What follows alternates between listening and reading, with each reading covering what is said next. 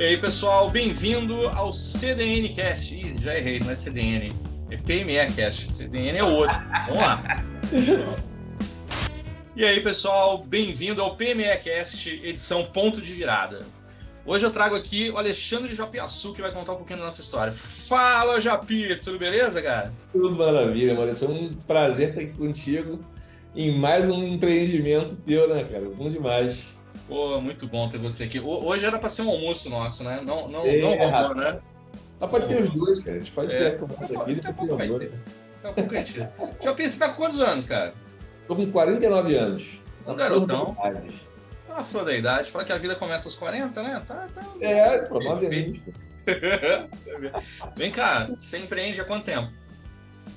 Cara, desde os... Bom, tem vários pontos de partida que a gente pode considerar. Tá. A gente pode considerar de quando eu vendia mousse na escola, que já é empreender. Vendi o quê? Mousse? Mousse de chocolate. Mousse de chocolate na escola?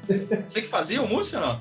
Não, eu explorava a minha mãe, né? Porque minha mãe fazia mousse, então não tinha nem o custo do insumo, né? Minha mãe comprava mousse, comprava os produtos, e aí eu levava clandestinamente para a escola para vender, porque eu não podia, né? Aí eu levava uma bolsinha térmica dentro da mochila e vendia, era um sucesso, né? A música, eu acho que além de ser gostosa, tinha o gosto da clandestinidade, aí conhecia muito, né? Então, o nome desse episódio aqui pode ser de vendedor de mousse a empresário, pode? Pode. Depois a gente Então, vai se for contar de lá, rapaz, Uhum. eu acho que eu tinha uns 14 anos, tenho 35 anos, né, de empreendedorismo. Mas se for começar de quando eu comecei, quando eu dei o ponto de virada de pronto, agora eu estou oficialmente empreendendo para viver disso, Uhum. eu acho que aí já foi com uns 22 anos, mais ou menos. Então tem aí para 49, 27, é isso aí. Mas espera aí, mas você vendia mousse por quê? Qual que era o objetivo de vender o mousse? Assim, você queria Cara, fazer então, o quê? eu acho que empreender parte do princípio de que você quer fazer algo próprio e ser remunerado por aquilo. Isso configura o empreender, né? Partindo algo de você para você poder ter um retorno financeiro daquilo. Nesse período, que eu estava lá com uns 14, 15 anos mais ou menos, o meu pai, que é empreendedor e tinha lá a empresa dele, foi a época do Plano Collor, mais ou menos. Eu lembro que foi uma época que deu um chabu muito grande, e aí meu pai quebrou na época, juntou o Plano Collor com uma pernada muito grande no sócio que ele tinha. Ele tinha uma construtora e uma fábrica de móveis sob medida. E aí deu um rolo muito grande. E aí nessa ele quebrou. Então foi um período difícil, porque a gente estava com a grana muito apertada, né, tentando dar uma salvada ali na história. E aí eu falei, cara, tem que ter a minha grana. Então tem que fazer alguma coisa para eu ter algum trocado, para eu ir no Bob's com os amigos, né? Tem que ter alguma grana ali. Nessa, eu falei com a minha mãe, porra, mas tem que fazer alguma coisa, a música é gostosona, dá para você fazer, eu levo aí para a escola. Vamos. Aí pronto, aí fiz. E aí, nesse meio da história, eu fazia pulseirinha, aquelas pulseirinhas de tecido, de linho, né? Sei. Para vender. Fui inventando moda ali para fazer. Lá pelos 17, eu comecei a fazer... eu fiz aula de violão desde os 13, 14 anos. Fui aprendendo violão, na verdade. Não sei se eu cheguei a fazer aula oficialmente assim. Fui aprendendo, aí fui estudar. Comecei a estudar a ler partitura. Aí fui estudando forte, né? Que gostei muito. Tinha banda com os amigos da escola. E aí fazia showzinho, enfim. E sempre gostei, desde criança, de brincar de escritório, de fazer na banda. Os amigos me chamavam de chato, porque eu queria organizar as coisas, né? Ter uma empresa, a banda ser uma empresa ali, né? Então, enfim, depois disso comecei a dar aula de violão para meus amigos, porque eu queria, na minha casa, ter um setup ali de microfone, caixa de som, para poder ter um mini estúdio em casa, né? Para poder ensaiar. E aí comecei a dar aula de violão para poder ganhar dinheiro com isso. Então, essa história do empreender, do querer empreender, sempre foi latente, mas sem ser uma obrigação, sem ser um estudo. Estava na veia. Meu avô era empreendedor, meu pai era empreendedor, então isso já veio, né, na veia. Então, a partir daí, eu acho que teve um ponto de virada que foi quando eu resolvi, não, eu vou viver disso, porque eu fiz jornalismo durante a minha faculdade, eu fazia som das chopadas, das mostras de cultura, e aí comecei a tocar como DJ. Então, quando acabei a faculdade, eu tinha vários estágios de jornalismo, né? Fiz no metrô, fiz no Jornal do Esporte, enfim, fiz um estágio. Chegou a trabalhar como jornalista, então? Como estagiário, né? Mas as matérias saíam no jornal, só não podiam sair com o meu nome, porque eu era estagiário, né? Tinha uma história dessa lá. Mas fui empregado, né? Durante esse emprego.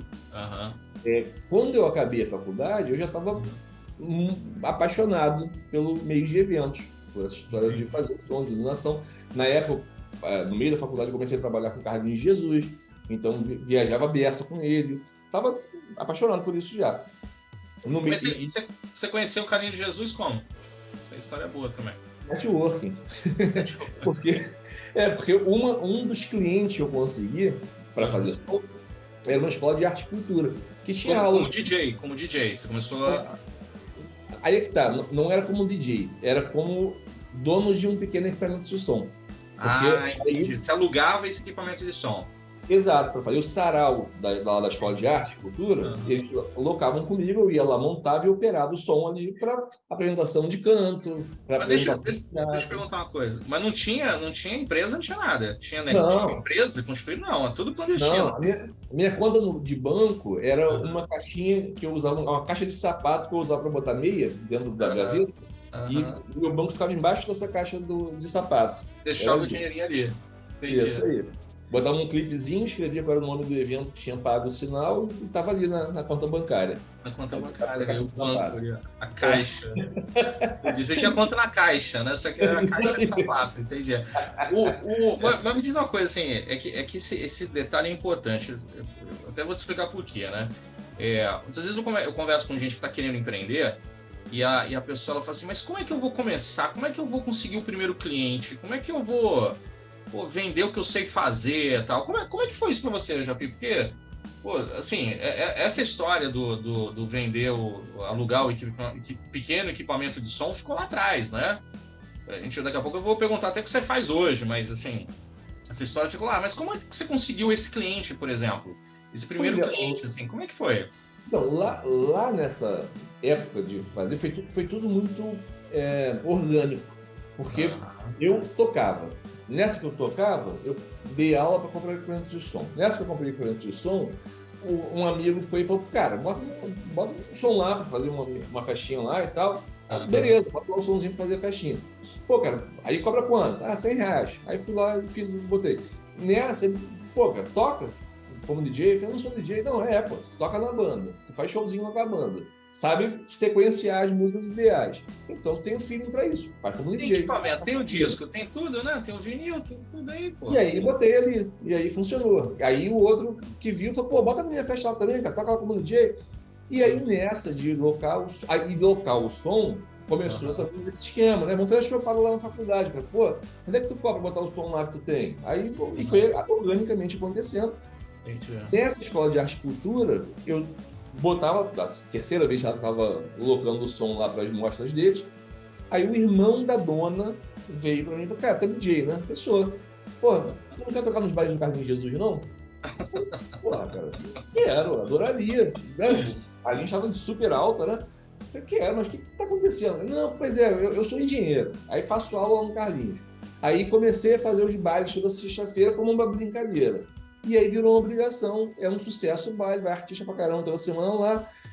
E aí virou obrigação, mas eu sou engenheiro, quero ter no final de semana livre, quero que alguém faça no meu lugar. E você, porra, eu gosto aí do teu trabalho e tal. Pô, legal, cara, só não sei diferenciar bolero de samba. Eu te ajudo nisso, então vamos embora. Que tá aí essa história da venda empreendedora, né? Assim, não sei, não tenho, mas vou fazer. Vou dar um jeito de resolver. Né? Mas olha que interessante, assim, o poder do movimento, né? Sim. Se estivesse em casa sem fazer nada, trancado no quarto, nunca ia aparecer essa oportunidade. Você começou a se movimentar, aí alguém percebeu, alguém viu uma oportunidade para você e mostrou a oportunidade. Falou assim, olha, tem lá um baile para fazer, você quer fazer? Né? Olha, assim, a tua vida poderia ter sido muito diferente se você falasse assim, não vou. Sim. Não vou. Talvez você teria tomado outro caminho, estaria em outro lugar, de repente estaria trabalhando no jornal até hoje. Aí, né? Exatamente. Teria uma vertente diferente. Mas você falou, não, vamos, né? Ó, não sei muito sobre samba, sobre essas coisas, não. Não, mas eu te ensino, né? Aí no meio do caminho arranjou um mentor ainda, alguém que, né, falou, não, eu vou te dar uma direcionada aqui, depois você vai sozinho, cara. Eu vou te dar aqui, né, um toquinho pra cá, só pra você não sair do caminho, né? Vou dar um toquinho pra cá, um toquinho pra lá, o resto com você, meu amigo. Agora vai, né? Olha que interessante, né? Isso aí. E as oportunidades foram sempre pintando. Então, depois que eu comecei a fazer os shows do Carlinhos Jesus, eu inicialmente era o cara do som, né? O DJ da apresentação do Carlinhos. Depois passei a ser, assumir a luz. Aí depois passei a ser diretor técnico do show do Carlinhos Jesus. Fui para tudo quanto é canto, Las Vegas, para Portugal, conheço todas as cidades do Brasil, fui em tudo quanto é canto pro cara. E aí, ali vi a oportunidade. Falei, pô, cara, quando a gente faz show do Carlinhos no Rio de Janeiro, precisa de equipamento sempre. Sempre tem uma dificuldade, porque o fulano não tem tal equipamento, o Beltrano não bota o que é pedido, né? Sempre tem uma coisa. Carlinhos, se eu comprar uns equipamentos aqui de iluminação para os shows, você indica quando for falar que eu já tenho equipamento? Claro, pô. Aí mais tranquilo para mim, não tem estresse. Pronto, botou lá. Em paralelo, tocava nas festas, não de dança salão, né? Nas minhas festas normais, ia tocando. E ali foi acontecendo. Quando eu me formei, no dia da minha formatura, foi uma virada de chave ali na história, que minha mãe quase me matou nessa situação. Porque o diretor da faculdade de comunicação da UERJ, onde eu fiz, já tinha virado meu amigo, porque eu fazia o som dos eventos, né? Tivemos uma amizade. No dia da colação de grau, ele veio e falou assim, vou te dar um presente de formatura como amigo. Como diretor da faculdade, eu não poderia te dar esse presente. Toma aqui, ó. Esse cartãozinho é da fulano do Jornal do Brasil, esse aqui é da Beltrano da revista Veja. As duas já sabem quem você é, já sabem que você é um ótimo jornalista e que te querem. Então você vai lá e escolhe, vê quem é que vai te fazer a melhor proposta e cai dentro. Caramba, Paulo, que honra você fazer isso, né? Porque, porra, imagina, cara, que honra, mas eu não vou nem pegar os cartões. Eu já decidi que eu vou empreender. Vou fazer. Você nem pegou os cartões? Nem pegou. Aí ele falou assim, ô Jefferson, você já entendeu que das 30 pessoas que estão aqui dentro dessa sala falando grau hoje, a maior coisa que elas gostariam de receber era isso aqui? Assim, o maior presente que elas poderiam receber. Eu falei, cara, sei, tenho total noção, por isso que eu estou me sentindo muito honrado. Mas se eu pegar, eu vou desvirtuar do que eu decidi. E aí eu vou acabar sendo jornalista. E eu não quero mais. Eu quero. Mas você tinha essa maturidade toda, assim, nessa época, assim? Não, eu fiz isso por imaturidade mesmo. Maturidade, né? No impulso. Por imaturidade. Você falou assim, pô, eu não foi uma razão, não foi uma decisão muito lógica, né? Foi muito no sentimento. Fui no tesão. Né? Minha mãe quase me matou, mano. Você imagina, cara. A realização da mãe, eu quero fazer faculdade e seguir a carreira. Eu, naquele dia, joguei para... All-in. Você deu um all-in ali. Você falou assim, não, ou vai ou não vai, né? Não tem... E aí, cara, comecei a fazer minhas festas. E aí, pronto. Aí eu sou um empreendedor, né? Decidi por isso. Eu já namorava com a minha ex-esposa nessa época e, estando formado, estava na hora de seguir para noivado, casamento, queria isso. E aí... fui trabalhando, botei anúncio na revistinha Veja, revista Veja, né? Tinha a Vejinha, daí para poder anunciar. No Jornal do Brasil botava anúncios também, para poder tentar multiplicar aquilo. Aí já virou uma empresa, aí você já abriu um CNPJ, já tinha... Não, ainda não. Ainda não. Comecei a fazer minhas festinhas ali. Entendi, dava recibão mesmo, dava um recibo pro cara, tudo bem. Mas é festa, né, cara? Assim, festa não tem essa formalidade. Né? De ter que ter ali. Depois, quando eu comecei a fazer evento para empresas, aí tive que abrir o CNPJ. Mas chegou uma hora que eu tinha os bailes do Carlinhos Jesus, tinha as festinhas que eu fazia, começou a ter uma segunda festa no mesmo dia, e aí eu comecei a treinar meus amigos que eu chamava para me ajudar a poderem assumir como DJ na segunda festa, e aí chegou no momento que estava eu tocando num baile de dança no baile do Carlinhos Jesus na sexta-feira, e tinham outras duas festas acontecendo. Naquele dia, eu não conseguia prestar atenção no que eu fazia, porque eu estava tenso para saber como é que os outros eventos estavam acontecendo. Aí eu falei, cara, eu nem bem tenho equipamento adequado para fazer essas duas festas, além de eu estar tocando aqui. Eu não... Os caras que eu botei lá, eu estou preparando eles não são os caras mais preparados do mundo para fazer. eu tô botando em risco demais. Eu tenho que... E aí não tô fazendo bem feito, com prazer, ser DJ. Então eu tenho que escolher agora se eu vou ser DJ, e aí reduz isso, e foco em ser DJ, ou se eu vou ser empresário. E aí eu vou ter uma empresa que faz os eventos e eu posso rodar. Né? Entendi. E aí a operação, você assumiu a operação, estava matando o teu negócio, então. Exatamente. Isso aí. E aí eu comecei a fazer esse esquema. Nessa, já estava na época de eu querer casar, né? Aí eu fui para minha sogra e falei, dona Eli, eu quero casar com a Patrícia. Quero casar com ela e aí queria sua bênção aí para a gente poder casar. Ela falou, Alexandre, eu adoro você. Você, como o marido da Patrícia, vai ser maravilhoso, mas você precisa ter um emprego. Né? Aí eu falei, eu tenho um trabalho, não tenho um emprego exatamente, mas tenho um trabalho que me sustenta. Alexandre, você trabalha no final de semana, né? Assim, você trabalha sexta e sábado, né? Aí eu falei, não, de segunda a sexta eu tenho bastante trabalho. Só não é a festa acontecendo, mas tem uma preparação, uma manutenção de equipamento, um trato com os clientes, tem muita coisa acontecendo, né? Para no final de semana ter a festa. Ah, não, mas você tem que ter um salário, né? Tem que ter um ganho fixo ali, como você vai sustentar e tal? Peraí, você me disse o seguinte, aí você foi conversar com a sogra, chegou para ela e falou assim, eu quero casar com sua filha. Isso aí. Aí ela falou, você tem que ter emprego. Eu tenho trabalho, não tenho emprego. Gosto muito de você, você é um cara muito bacana e tal, mas tem que ter emprego. Exatamente, agora você para ser o marido da Patrícia, ok, mas você tem que ter um salário. Como você vai sustentar a casa se você não tem um salário? A Patrícia emprego de verdade. Isso que ano foi isso aí? Você tem ideia que ano foi isso? Foi em 95, 96, por aí. Sim. Tem que ter um emprego de verdade. Se ficar brincando de festa, não... Exatamente. Não. Aí, cara, dessa conversa, eu saí e falei, cara, eu preciso provar que eu tenho ganho suficiente. E aí comecei a fazer contabilidade, a parte financeira da minha empresa, que não tinha CNPJ ainda, mas comecei a organizar as finanças. E comecei a anotar. Meu pai sempre foi muito metódico, me ajudou muito nisso, né? De organização em todos os sentidos. Voltou. Demos uma travadinha aqui. Faz parte, né? Assim. Claro, pô, não tem problema. Entendi. Mas peraí, volta. Vamos lá. Quero casar com a sua filha. Então, arruma um emprego de verdade. Né? Isso. Eu quero casar com a Patrícia. Olha, agora de festa não dá. Você como pessoa, ótimo. Mas tem que ter um trabalho, tem que ter um salário, tem que ter emprego. Mas eu trabalho, não é festa, trabalho sexta e sábado, não. Eu trabalho a semana inteira para poder fazer a festa e tudo mais. E a partir desse dia, eu saí dali daquela conversa com o objetivo de organizar financeiramente esse meu trabalho, porque eu precisava comprovar que eu tinha ganho. Porque, como é que era? Entrava grana, saía dinheiro, entrava? Você não tinha muita noção de quanto você ganhava, não? Então, eu tinha um controle, porque eu entrava o dinheiro, eu guardava o dinheiro daquela festa. No dia da festa, eu pagava o que eu tinha que pagar de frete, de amigo que ia ajudar, e aquilo que sobrava era meu. Era isso. Entendi. E meu pai sempre foi muito organizado, metódico, né? Como empreendedor, então ele sempre falava, aquele esquema de santo de casa não faz milagre, né? Ele falava, tem que ter organização e tal. Nesse dia, levei no peito.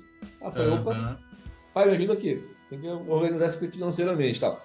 Ali eu comecei a fazer uma planilha de custo, o que eu recebia, o que eu gastava, quanto sobrava realmente, né? Se eu investia em algum equipamento, quanto eu gastava, qual programação que eu tinha que fazer. Dali surgiu a organização financeira. E aí, depois de uns 3 meses, eu voltei da lavanderia e falei, olha, eu tenho aqui a comprovação de que eu tenho um salário. Variável, mas é um salário. Deixa eu te mostrar aqui. Aí mostrei para ela, olhou e falou assim, ué, isso aqui é o que sobra? É o que líquido na tua bolsa? Isso aqui é isso que sobra? Eu falei, pô, é isso que sobra. Ela, ué, então você ganha mais do que eu, pô. E ela sustentava. Então você ganha mais do que eu? Eu falei, não sei o que você ganha, mas é isso que eu ganho. Alexandre, não é possível. Mas todo mês é assim? Eu falei, não, se você for ver, cada mês tem uma diferencinha, né? E tem, mas na média é isso aqui. Os meses fracos, claro, né? Janeiro, fevereiro, tem menos festa e tal. Mas na média, é isso aí. Só uma pergunta. Ela tinha um emprego? Tinha um emprego, era professora numa escola e era diretora na outra, coordenadora. Enfim, tinha lá uma vida direitinho, confortável, né? Tudo na boa. Ali eu ganhei a confiança dela, falei, opa, peraí, não tem um negócio de verdade, né? E aí dali, Maurício, a coisa foi crescendo. O networking é muito a base da história, porque você vai conhecendo novas pessoas, vai criando relacionamento, essa pessoa vai te indicando por total confiança, porque conheceu o teu trabalho, acredita nele, gosta e indica de novo, e a coisa foi fluindo e acontecendo de uma forma muito orgânica. Então, depois de algum tempo, aí eu formalizei a empresa com CNPJ, passei a ter o primeiro funcionário, porque aí já precisava de uma manutenção mais diária, depois precisava de mais um para me ajudar na parte administrativa, e a coisa foi crescendo até chegar em 60 e poucos funcionários de carteira assinada.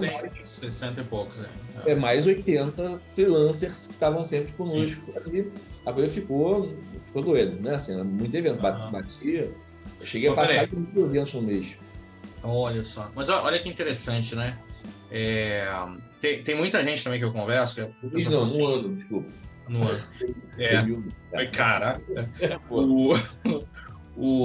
Ontem mesmo, eu estava conversando com uma pessoa, ela falou assim, eu tenho muito medo das críticas, né? O que vão achar de mim, se eu não estou fazendo papel de ridícula e tal, né? Aí você vê, né? As críticas muitas vezes vêm das pessoas mais perto, né? Mais próximas, assim. Você vê que a tua futura sogra na época, né? Tua futura sogra lá na época, chegou para você e falou, arruma um emprego de verdade, isso, né? Esse negócio de brincar disso aí não dá. Depois, né, que você provou o resultado, né? Tá aqui o resultado do meu trabalho. A crítica deu lugar a um elogio, né? Para falar, que bacana, né? Mas você vê, né? As críticas muitas vezes vêm das pessoas que estão mais próximas da gente, que se preocupam com a gente, que nos amam, então a crítica vem mais feroz. Se você tivesse ouvido a crítica e tivesse falado, não, tudo bem, a senhora tem razão, é melhor procurar um emprego de verdade mesmo, tal, talvez você não estaria onde você está hoje, não teria feito, né, tudo que você fez, tal, né? Então, assim, talvez por não ouvir a crítica e transformar essa crítica num incentivo, tipo, então tá bom, então vamos lá, agora eu vou esfregar na tua cara aqui, você vê aqui, né? Se não tivesse transformado num incentivo, não chegaria onde você está. Você tem essa prática de transformar essa crítica em incentivos ou não? A crítica hoje é um negócio que te pega ou não? Não, assim, na verdade, a crítica é exatamente como você falou. As pessoas mais próximas, elas são as que mais criticam diretamente. Quem é de longe, quem você não tem um relacionamento e critica, não faz diferença, né? Porque a pessoa está de longe, você está criticando o quê? Com que padrão? Eu acho que a todo mundo, a crítica de quem está distante não incomoda tanto. É incômoda, mas não é determinante. Agora, as pessoas que estão mais próximas, elas criticam mais diretamente e duramente porque te amam ou porque se amam.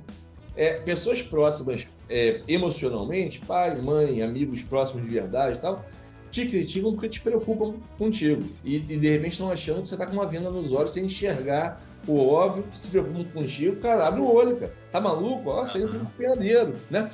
E quem está próximo, mas se ama, são, por exemplo, as pessoas que estão, funcionários, por exemplo, que estão ali próximos, mas que eles estão preocupados com eles próprios.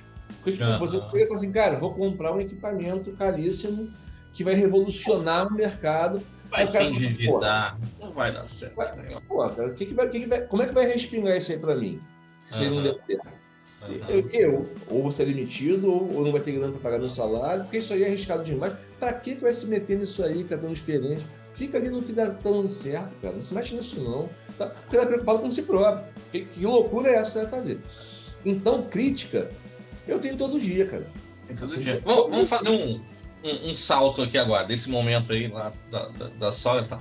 Hoje, o que você tem hoje? Hoje você tem o quê? Qual que é o negócio? De negócios, né? Porque eu tenho de negócio. Eu tenho hoje a Solução Imagem, que é a nave mãe, essa empresa que começou lá como DJ e tal, e que trabalha com equipamentos de som, de iluminação e de projeção em eventos de uma forma geral, eventos corporativos, ou seja, palestras, convenções, né? Lançamentos, feiras e tal, e eventos sociais, muito forte nisso, que é parte de casamentos, 15 anos, e a gente se especializou no nicho AAA. Então, fazemos muitos eventos de Copacabana Palace, Museu Histórico Nacional, Confeitaria Colombo, enfim, eventos de um porte interessante. E hoje a gente faz uma média de 70 eventos mensais na GPSU.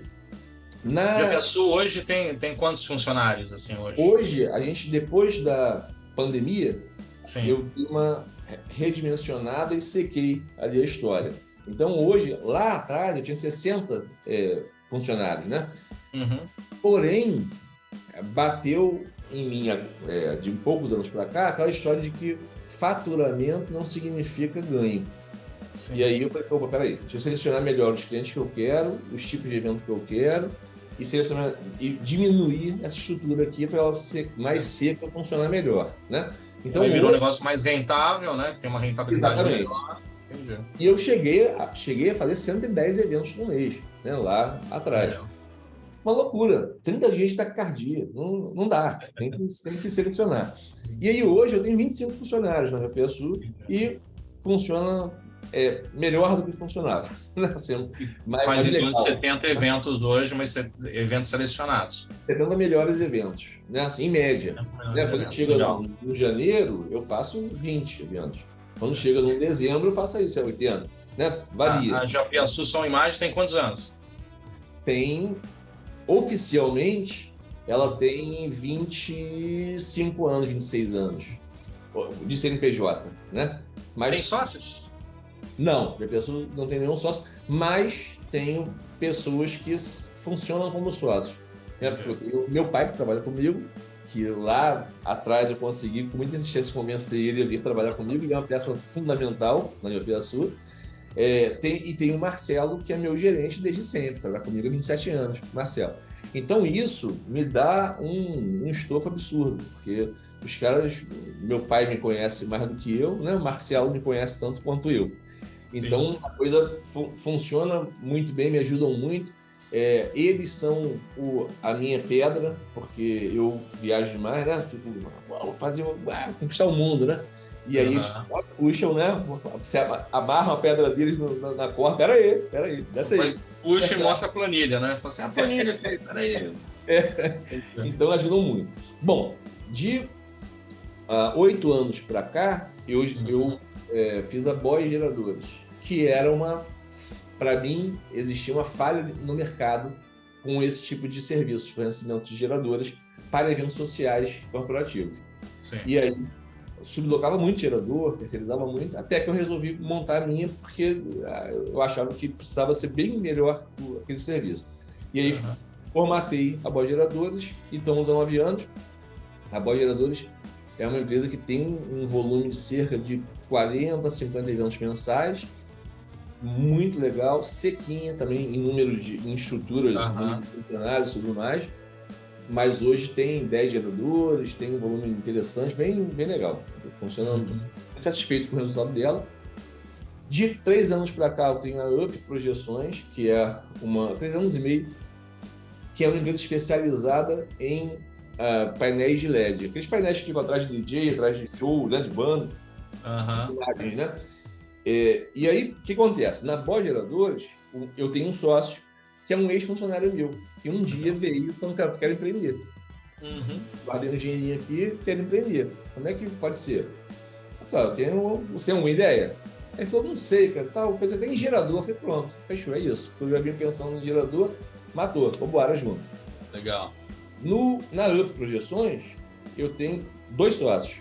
Um é o Marquinhos, que é o meu sócio da Boy Geradores, que veio junto para a Up, e outro é o Edson, que é um outro funcionário meu, que também veio que ele queria empreender e tal. Cara, vamos nessa. Porque são 2 serviços, gerador e painel de LED, que não dá para ser mais um equipamento da GPSU ali dentro. Porque precisam de uma manutenção muito específica, de um trabalho muito específico para aquilo ali. E uma operação muito específica, né, também, né? Uma operação muito diferente, né? E por outro lado, as empresas de som e iluminação, meus concorrentes de som e iluminação, não têm geradores, a maioria das empresas, a grande maioria, e painéis de LED, a grande maioria não tem também. Então, bom, tem um bom relacionamento com todos eles precisam de um serviço bem feito dessa área, mas se for da GPSU, o cara já vai contratar, porque ele não vai falar com o cliente dele, tu não contratou a GPSU, mas eu vou trazer a GPSU para botar um painel de LED, não vai fazer isso. Então tem outros nomes e esses meus concorrentes me contratam com muita frequência para botar painel de LED gerador nos eventos que eles participam. E pronto, tudo certo. Não precisa aparecer para o cliente dele ali e rolou. E de 2 anos para cá, aí eu enlouqueci. Aí eu fui pro outro lado, totalmente diferente. Totalmente diferente, né? Que será, né? Porque aí fica o comichão do empreendedor, né? Assim, quando algo deixou de ser desafiador demais, aí você fala, pronto, tá funcionando, tá navegando, né? Agora deixa eu ir pro outro lado aqui. Qual sarna que eu posso me arrumar para ir pro outro lado? Procurar uma tormenta aqui, né? Procurar uma encrenca. E aí abriu o Zui Sushi, que é uma parceria com amigos que participaram do Clube Network, né? E que já tinham o Zui, e aí eu entrei numa parceria com eles, abri uma outra unidade, e a gente tem essa sociedade hoje, né? Abri lá o Zui, e do Zui abri durante a pandemia, então como delivery. Quando acabou a pandemia, lá na unidade da Zona Sul já existe há 9 anos, e nessa nossa que a gente abriu há 2 anos aqui, era só delivery. Aí quando acabou a pandemia, aí eu resolvi cutucar mais ali do que abrir o salão, né, de à la carte rodízio.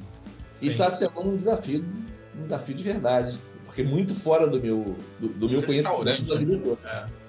E tá tem nada a ver com DJ, né? Tem nada a ver com som, projeção. É aprender tudo de novo, tudo do zero, né? Não dá nem para aproveitar funcionário, né? Não dá nem para aproveitar, né? Tudo diferente, né? Outra coisa. Nada, tudo diferente. E no meio dessa história toda, eu tenho uma falência para conta, porque se eu não tiver empreendedor que não faliu nenhuma vez, ele não aprendeu tudo. Então, eu ia perguntar isso, assim. Uma importadora, né? Que era o Dr. Watt, uma loja de venda de equipamentos, e se tornou uma importadora. Fui 10 vezes da China, 10 mesmo, trouxe muitos contêineres lá para cá, e quando veio a crise de 2015, 2016, o dólar disparou. Eu tive por 9 anos a Dr. Watt, né? Nessa crise, o dólar disparou, as regras de importação para equipamentos eletrônicos mudaram, e aí se tornou inviável. Eu falei, cara, para, porque senão eu vou tomar um rombo que vai ser impagável. Tomou um prejuízo, não? Tomei um prejuízo grande. Achei que fosse enlouquecer, assim, porque era uma coisa que estava, em pleno voo crescente. E de repente foi complicado. Essa quebra foi o teu pior momento como empreendedor, ou não teve outro aí que... Maurício, qual foi o pior momento que você já teve, assim? Foi o meu melhor momento quebrar. É mesmo? Cara, porque foi quando eu aprendi de verdade a enxergar as coisas com menos coração, menos feeling, mais razão.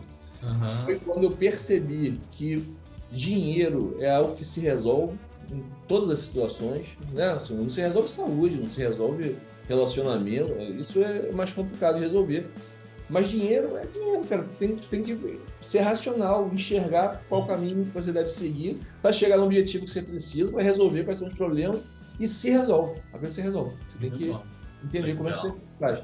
Então foi um curso, essa quebra, foi intensivo de organização financeira.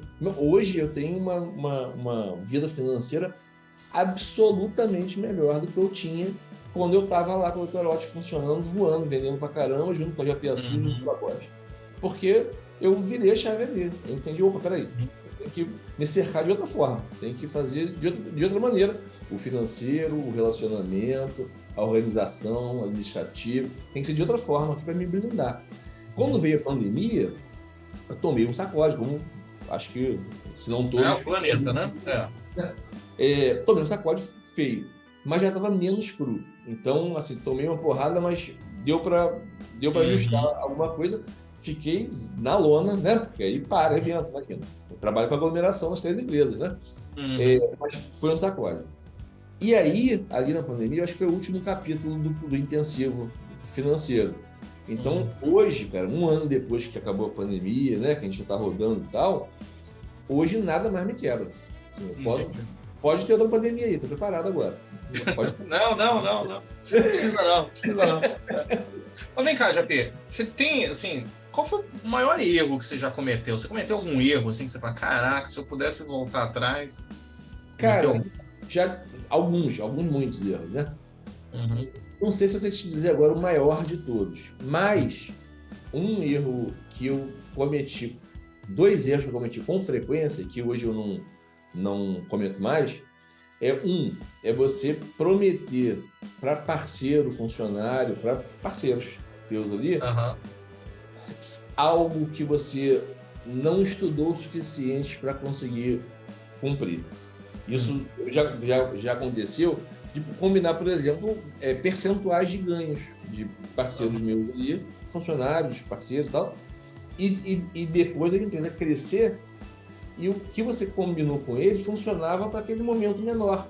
Para esse momento maior, ele vai fazer você ganhar o dobro do que você ganha. Ou seja, inviabiliza, né? Quebra a empresa, não funciona. E aí, para você desfazer isso, sem ser uma quebra de promessa, é muito difícil. Porque aí você tem que mostrar racionalmente a pessoa, entender, e pronto, resolvi, então aí comigo até hoje. Nesses dias que eu vi, ela está comigo, está satisfeita, está tudo certo. Mas me custou muitas noites sem sono. Porque aquilo ali te deixa mal, pô, eu prometi, cara, como é que eu vou mudar agora? Mas se eu não mudar, eu vou quebrar, não vai dar certo isso, né? Então, muito, muito complicado. E o outro é agir por emoção nas decisões empreendedoras, em vez de decidir pela razão. Ou seja, os dois envolvem razão, né? Mas colocar a razão não é ser conservador, não é ficar com medo de dar um passo à frente, não é isso. É botar no papel, é olhar racionalmente as possibilidades, é criar um plano, uma estratégia, né? É ver quais são as ações que você pode fazer e quais são as que te oferecem maior chance de sucesso. Porque, às vezes, eu já entrei em investir ou tempo ou dinheiro em determinadas coisas por emoção. E aí, cara, para dar errado é mais fácil, ou para você evitar que aquilo dê errado, você acaba tendo que investir muito mais tempo e dinheiro para você reverter o que você podia ter percebido antes. Então, hoje eu sou mais cuidadoso na hora de avaliar, analisar, ver qual é o melhor plano. Adoro desafio, gosto mesmo do desafio o tempo inteiro, mas eu antes tento perceber quais são os prós e contras daquilo para poder saber que caminho que eu vou tomar, sabe? Bacana, bacana. Nesses 20 e tantos anos aí, já pensou em desistir? Cara, olha, eu posso te dar uma média facilmente. Eu acho que de 2 em 2 dias, talvez. 2 em 2 dias pensa em desistir. E aí o que faz você não desistir? O tesão, à noite. Baixa uma noite de sono, você acordar. Rapaz, quantas vezes eu já falei de desistir? E desistir tem uma amplitude, né, enorme. Desistir de atender tipo de cliente, ou de fazer evento num determinado local, ou de ter aquele negócio. Tem muitas possibilidades, né, de desistir. Mas quase todas, a grande maioria, eu tô no final do dia exausto e falando, cara, não quero mais isso aqui de jeito nenhum para minha vida. E aí vou dormir, no dia seguinte eu acordo com saudade daquilo. E aí falo, opa, tô pronto, vamos lá. Né? Cachaça não deixa, né? Cara, o empreender é você ter resistência, resiliência, empolgação, paixão pelo que faz. O empreender é isso. Então, quem está empreendendo não tem essa de que você vai desistir e pronto. Não tem essa. Você não sossega até você conseguir ter sucesso naquilo que você fez. E aí eu acho que a maior parte dos negócios quebram, se a gente for seguir aí diversos estudos do Sebrae e tal, a maioria das empresas não chega aos 2 anos por falta de planejamento, por falta de visão de prós e contras, né? O que pode dar errado? Como é que eu posso me adiantar aqui para, se der errado aquilo ali, eu resolver antes? Eu acho que falta planejamento, falta realidade. Empreender não significa que você vai começar hoje um negócio, independente de quanto você investe naquilo, e que no final desse mês você já pode pegar seu salário. O empreendedor não tem salário, o empreendedor tem resultado. Né? E o dinheiro do empreendedor tem que ser uma consequência, não pode ser o motivo. Sim. Eu já, lá quando comecei a empreender, eu falei, cara, vou ser empresário, vou ficar rico, vou ficar milionário. Eu não fui ser youtuber, não fiquei, pô. Não fui ser... Não, esses dias uma pessoa veio perguntar pra mim, assim, o que dá dinheiro rápido? Não, primeiro ela pergunta assim, o que dá dinheiro? Eu falei, que dá dinheiro, que eu me lembre, é pai e mãe, né? Que dá dinheiro é pai e mãe. De vez em quando tio também dá, avó também dão. Agora, fora isso, eu não lembro não. Eu falei, você tem que trabalhar. Aí ele falou, não, é sério. O que dá dinheiro rápido? Eu falei, rápido emprego. Você começa hoje, daqui 30 dias tem dinheiro na tua conta, bicho. É emprego. Pode ir lá que vai dar certo. Foi de negócio. Não, o negócio demora um pouquinho. Porque você falou que tem que dar resultado, né? Resultado é o que sobra, né? É a colheita, né? Agora, para você colher, tem que plantar. Plantio demora. Pode ser plantio que demore poucos dias, pode ser plantio que vai demorar anos, né? Depende. Mas a colheita é certa para quem planta, não tem jeito. Agora você tem que plantar, não dá para colher antes de plantar, né? Sim. Então tem que plantar, tem que gerar esse resultado. Sim, Se você fosse dar um conselho para quem está pensando em empreender, assim, ainda não sabe, o que você falaria para essa pessoa? Bom, primeiro que você tenha paixão não pelo negócio que você pretende abrir, para o segmento que for. E você tenha paixão pelo desafio, pelo empreender, pelo você receber um fruto do que você está criando e cuidando. Essa é a base.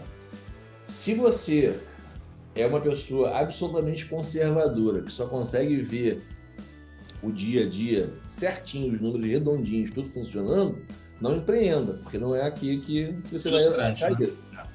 Você pode ter um resultado muito legal. E aí a gente tem centenas de exemplos de pessoas próximas que tiveram resultados muito legais, mas por fruto. Esperar e saber ter estômago para poder enfrentar os momentos mais difíceis, de poder receber as críticas como combustível, né? As críticas negativas, elas têm que ser um combustível para você resolver problemas, porque ali podem te dar as dicas do que pode de fato dar errado. Então, peraí, o cara criticou ali, é um bom ponto, deixa eu pensar como é que eu vou evitar isso aí, né? Para não acontecer comigo. Então, você tem que ter tesão pelo empreender, tesão por fazer acontecer. O restante é número.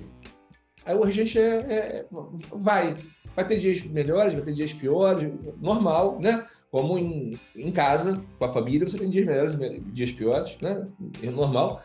Mas no empreender, você precisa gerir número de quantos clientes você precisa ter, número de quanto de marketing você precisa investir, seja em dinheiro, em tempo, em e-mail, número para fechar qual é o teu custo fixo, qual é o teu custo variável, tudo é número. E aí você consegue, antes de abrir, se você tiver um planejamento, um estudo antes de você abrir, você já consegue, inclusive antes de abrir, entender se aquilo ali é arriscado demais, se é impossível demais chegar onde você quer. E você tem que ter esse estudo antes, você pode inclusive perceber que o que você quer fazer é fácil, dá para dar certo, dá margem de lucro, mas o que ele vai te dar de resultado quando ele estiver navegando em águas calmas, o que ele vai te dar não é suficiente para você. Esse negócio, quando estiver bom, vai me dar 10 mil reais por mês. Não, 10 mil não me sustenta. Eu quero um negócio que me dê 20. Então, sem problema, faz um outro estudo, plano de negócio para outra coisa. É basicamente isso, porque aí você entra sabendo onde você pode entrar, entra sabendo quais são os riscos que você pode ter ali, porque quando acontecer o problema, você já tinha estudado. Opa, beleza, tá tudo dentro do controle, isso aí podia acontecer, né? Bacana, Japi. Quem quiser falar com você, bater um papo, trocar uma ideia, aí te acha como? Olha, eu tenho o meu perfil, que eu falo de empreendedorismo no meu perfil, que é o @AlexandreJapiaçu no Instagram.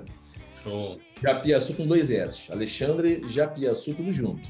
E lá você consegue falar comigo pelo direct, consegue ver uma porção de coisa que eu faço ali com a intenção de dividir erros e acertos, né? Tem o perrengue do Japi lá que eu falo. É muito bom. Enfim, vários para a gente poder colaborar mesmo, né? Tá colaborando com outros empreendedores para a gente ver que não acontece só com a gente, não acontece com todo mundo.